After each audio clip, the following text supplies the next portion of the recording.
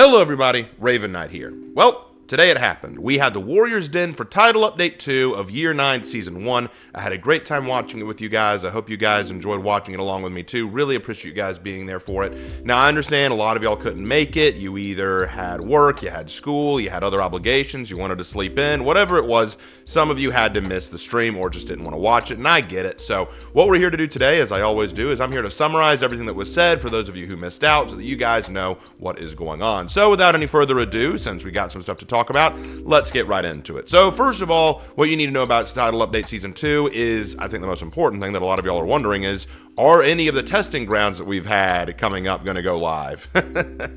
No, they're not. In fact, they said that they're bringing Conqueror back to the drawing board, but that's not really what y'all want to know. What's the big stuff?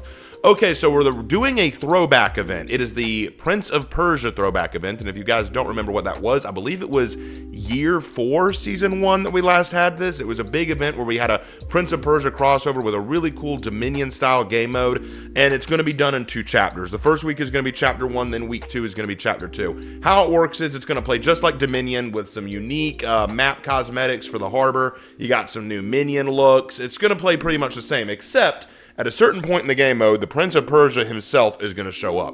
And he's going to play a lot like a Tiandi, but he's going to have unique feats that make him pretty tough.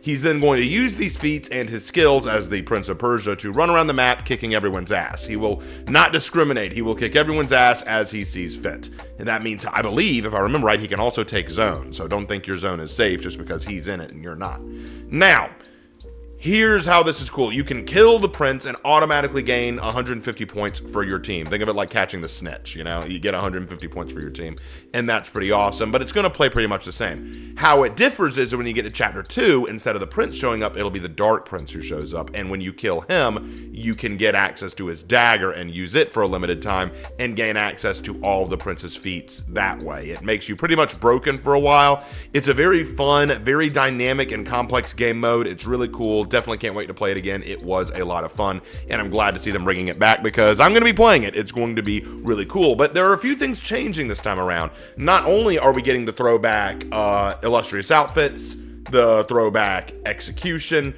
we're also getting a brand new hero skin for Armusha, the warrior prince himself. And I'm not going to lie, guys, it looks really good. It looks really, really good. They spent a lot of time in the Warriors in explaining what they did to make it look the way they did and how they adjusted it. Now, before we go any further, I want to address the elephant in the room. A lot of people got upset in my chat because they're saying Armusha just got the Peacekeeper treatment. They're not giving Armusha a unique lore character.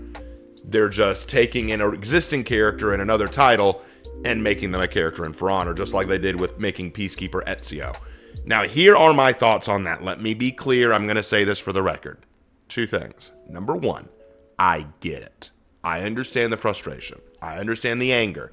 I was not happy about the Ezio skin with Peacekeeper. I 100% understand the frustration. I 100% understand why people would not be happy with it. I get it, okay? I am 100% in understanding of it. But second, number 2, I'm not upset about it, okay? Here's the thing. I don't like that we have Ezio as Peacekeeper, and I don't like that we have the Warrior Prince as Armusha. But at least the 2 characters make sense to exist in a world like For Honor because they are medieval style fighters, and they sort of kind of match with the characters that they're playing. Also, let's be real for a second, it could have been worse. I feel like one of the things we have to expect is that Ubisoft has to make money. Ubisoft has to try to tie in more people and draw in more people to For Honor, and sometimes that means you got to call out to the other fan bases out there like the Prince of Persia fan base. I 100% understand. So on the one hand, I get why people would be upset, but on the other hand, I'm not going to lose sleep over it. It's what they want to do. And again, I think it looks good. I actually think it looks better than the Ezio skin for Peacekeeper. So, honestly, I'm down for this. I think it looks good. I think they spent too little time going over the customization options on it, but overall, I think it looks good. So, I'm not upset about it at all. Looks neat. The only thing that I will say is I can't really talk about the lore with it because the lore for this is going to tie into the Prince of Persia games, which for one thing I haven't played, and for 2, there's no point making a video reviewing that because that's a totally different game altogether. So, just like with Ezio and the Destiny hero skins, I'm not going to review this one either. So, we'll leave that aside, but again, the hero skin looks really, really cool, and I'm glad to see it.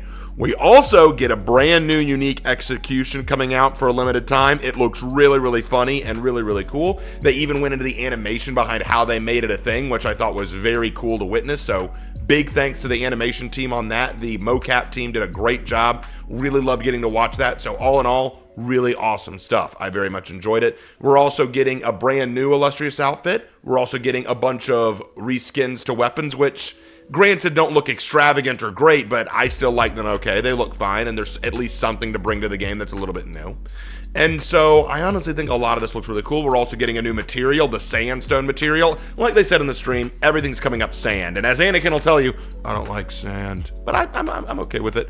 I'm also surprised. I didn't know they didn't know what sabulous meant. They didn't know what sabulous meant. They didn't know. Let me know in chat. Let me know in comments. Did y'all know what sabulous meant? Y'all know it meant sandy or dirty, right? Like grainy. You knew that? I don't know. Anyway, moving on from that. So that's essentially what's coming in terms of the game mode and the game event. I think it's going to last 2 weeks, and then we move on back to pretty much standards as normal. But definitely play the game mode while you can. Get the cool stuff. It's going to be awesome. Now, on to the stuff that a lot of people really want to talk about, the patch notes. There are 4 major changes coming, and these changes are coming to 4 female gender-locked heroes. First of all, Hatun. Hatun is getting a slight buff. It's not anything big. Hatun is going to have their trajectory for their attacks be a little bit quicker and match a little bit with the visuals, so they're going to get a bit more of a wider hitbox range, and they're going to look a little bit smoother, so I'm okay with that. In my opinion, it's not enough. What I really want them to do for Hatun is make her deflect break hyper armor. I think that should be something they do. Make her deflect break hyper armor. That would be very helpful. The second thing that's coming is Nobushi is getting a buff.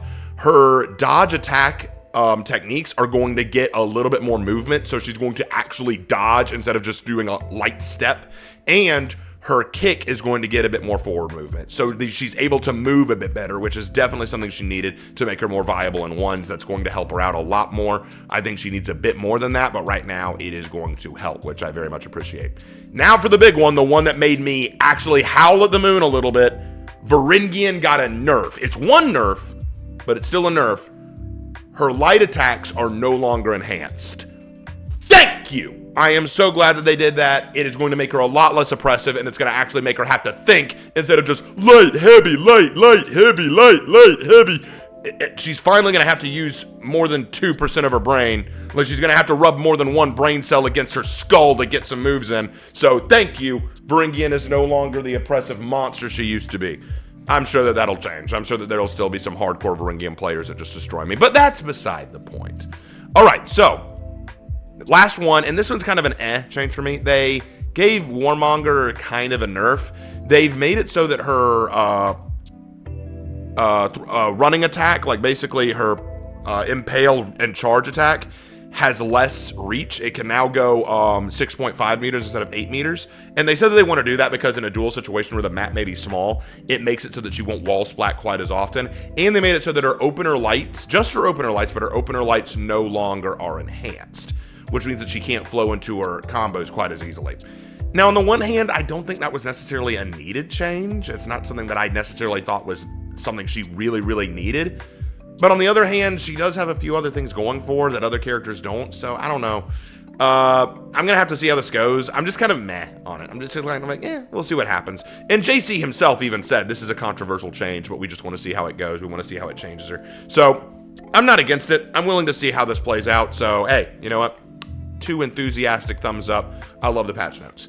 And then finally, they had a community corner where they just showed some really funny clips. Guys, can y'all put my clips on there? How do I get my stuff on there? I've made some funny montage videos. You could put those in the community corner, right? Anyway, and that's pretty much everything. Like I said, there wasn't much of this Warriors Den. It was shorter than I was expecting, but at the same time, I didn't expect a whole lot. What I really expected from it was an Assassin's Creed thing, and they were going to have Naoe or Yasuke be the new hero skin, which I would have been way more frustrated with, but that's neither here nor there. But that's pretty much all there was to this Warriors Den. So before we go, wanted to let you guys know that I really appreciate all of you who came to watch it with me. It means the world that you take time to watch it with me, especially since It's one of those things that I have to always kind of push myself to do. I love this channel. I love making For Honor content, but there are times I do wonder, like, how much longer can I keep this going? You guys as my community constantly keep trying to encourage me and keep trying to push me to keep making this content, so I really appreciate y'all being there. It means a lot. We'll see how much longer we keep this going, but in the meantime, guys, we're getting ready for this next title update. It's coming out tomorrow as of the release of this, so on Thursday, on April the 24th, it will be going live, so hope to see you all there. It's going to be awesome, and we'll be streaming it April 25th. Absolutely, not 24th, because I've got Lark doing a stream that day, so he'll be handling that. But anyway, thank you guys so much, and as always, I will see you in my next video. Take care.